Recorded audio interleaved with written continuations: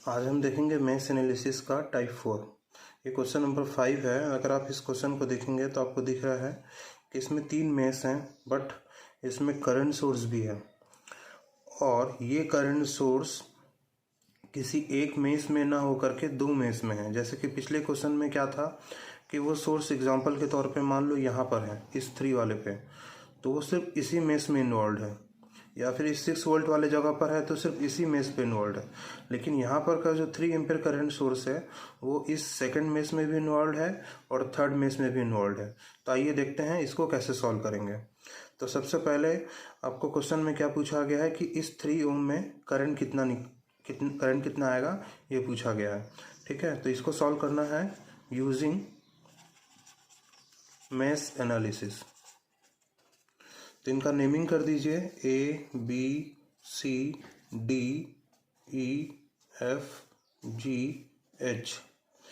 नीचे के पॉइंट सारे सेम हैं, लेकिन नेमिंग अलग अलग इसलिए किया है ताकि आपको ये समझ में आए कि हम किस मेश में अप्लाई कर रहे हैं। ये बहुत ही ज़रूरी है।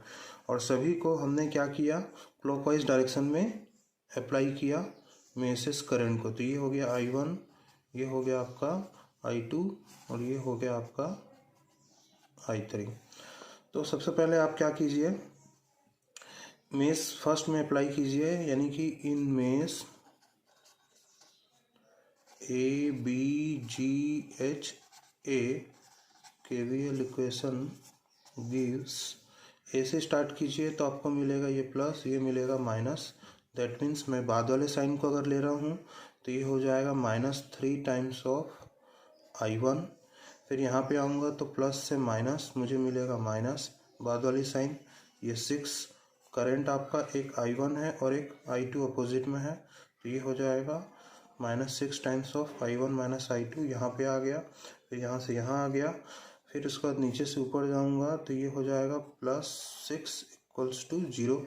वापस एक पॉइंट पे आ गया। इसको सिंप्लीफाई कर लीजिए, -3I1 -6I1 माइनस +6I2, और ये +6 को उस साइड शिफ्ट कर दीजिए, -6 हो गया। इनको फर्दर सॉल्व कर लीजिए तो ये हो जाएगा -9I1 +6I2 = -6। ठीक है, ये हो गया आपका फर्स्ट इक्वेशन।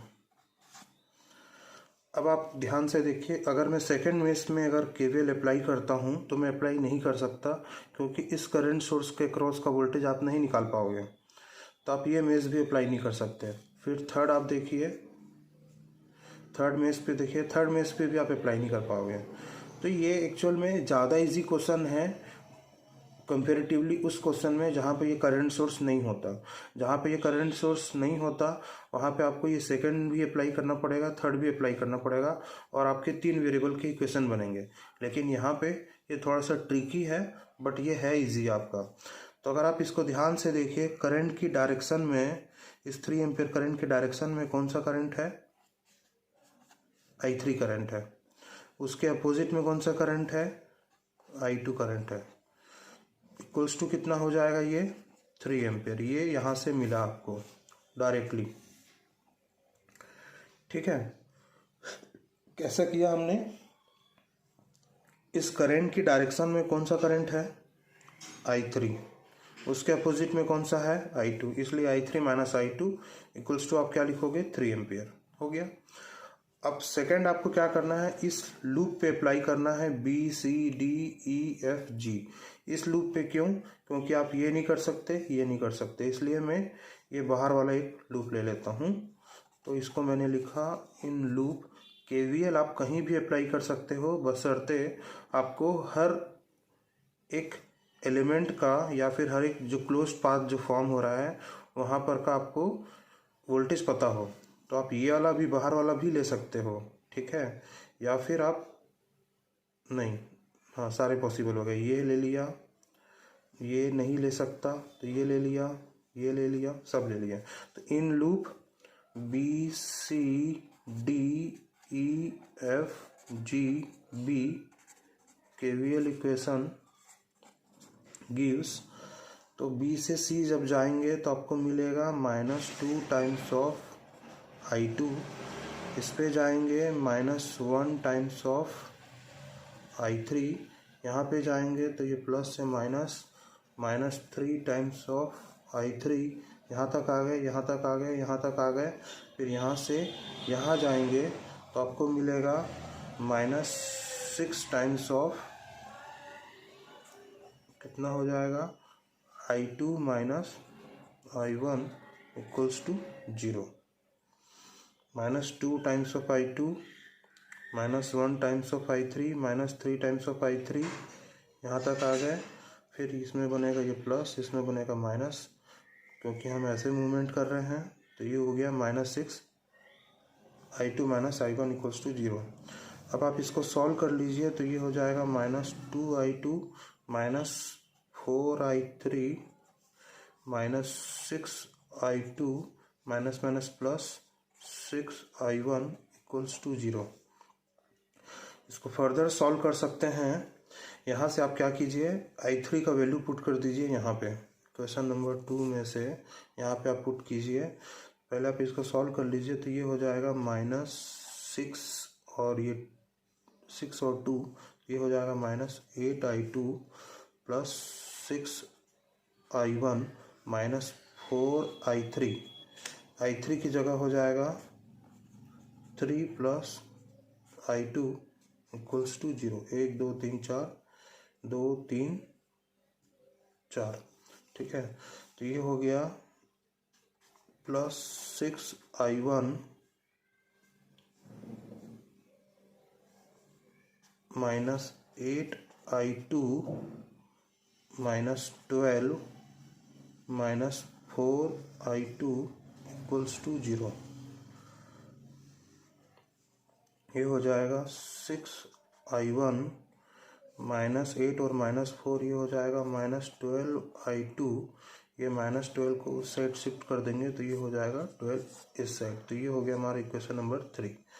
अब इस इक्वेशन नंबर 1 से और इक्वेशन नंबर 3 से I1 और I2 के दो वेरिएबल हैं, तो ये आपको क्या हो जाएगा,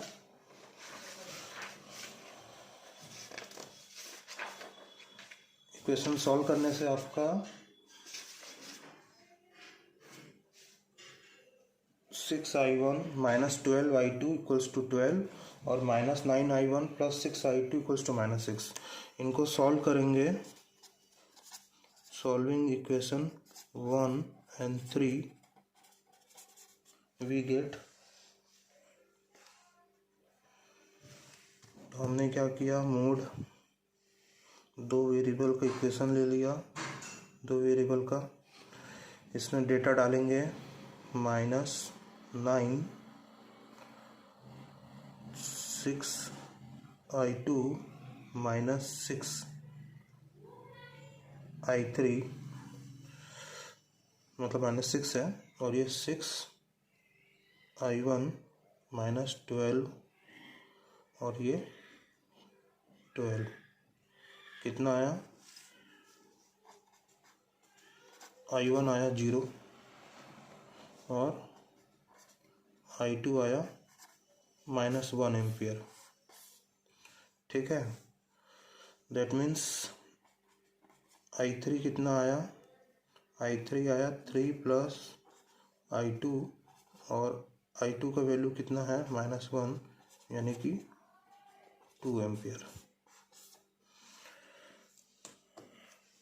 I3 इक्वल्स टू 2 एम्पियर आया, दैट मीन्स यहाँ पर से कितना करंट फ्लो हो रहा है, 2 एम्पियर। तो आपका आंसर कितना हो गया, I3 ओम में या फिर IDE वाले ब्रांच करंट पे आपका करंट कितना फ्लो हो रहा है, 2 एम्पियर।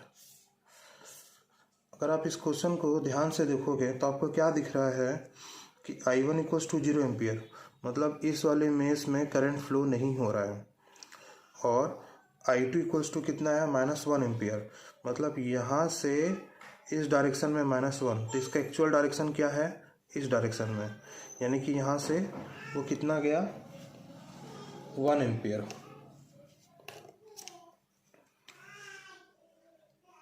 ऐसे आप -1 बोल रहे हो तो इसका मतलब ये ऐसे एक्चुअल में कितना गया है, 1 एम्पियर, और ये आपने कितना निकाला 2 एम्पियर। तो अगर आप अपने क्वेश्चन को ध्यान से देखो तो यहाँ पे ये 3 एम्पियर दिया हुआ है। दैट मीन्स ये 3 एम्पियर में से 2 एम्पियर करंट इधर चला गया, 1 एम्पियर करंट इधर चला गया, और ये यहाँ पे आ गया 1 एम्पियर, और यहाँ पे आ गया 1 एम्पियर, यहाँ से आ गया 2 एम्पियर, और दोनों ऐड होके वापस हो गए 3 एम्पियर, और यहाँ पे कुछ भी करंट फ्लो नहीं हो रहा है। तो ये हो गया हमारा मेश एनालिसिस टाइप 4 में। देखिए यहाँ पर 3 मेसेज थे, 3 इक्वेशन आने चाहिए थे। देखने में इसमें गलती होने की संभावनाएं बहुत ज़्यादा हैं। ठीक है, आप 3 इक्वेशन यहाँ पे भी अप्लाई कर देते, यहाँ पे भी अप्लाई कर देते, पहला गलती। दूसरा गलती, आप यहाँ पे अप्लाई कर देते तो इस इक्वेशन को आप सही शॉर्ट नहीं ले रहे होते, तब भी गलती हो जाता। तो ये दिखने में डिफ़िकल्ट है बट ये है इजी। देखिए 2 स्टेप में बन गया। आपको 3 के लिए आपको एक बड़ा सा इक्वेशन लिखने की ज़रूरत नहीं पड़ी, तो ये ज़्यादा इजी है बट है कॉन्सेप्ट वाइज ज़्यादा अच्छा। ठीक है, तो ये हमारा मेश एनालिसिस का टाइप 4 हो गया। तो यहाँ पे हमारा मैसेज के टाइप सारे ख़त्म हो गए। अब आप सारे क्वेश्चंस को बना सकते हैं इजीली। बस अपना ब्रेन को बढ़िया आराम से अच्छे से यूज़ कीजिए, प्रैक्टिस कीजिए। ठीक है, मेरे चैनल को सब्सक्राइब कीजिए, लाइक कीजिए, शेयर कीजिए। ठीक है, चलिए मिलते हैं नेक्स्ट वीडियो में।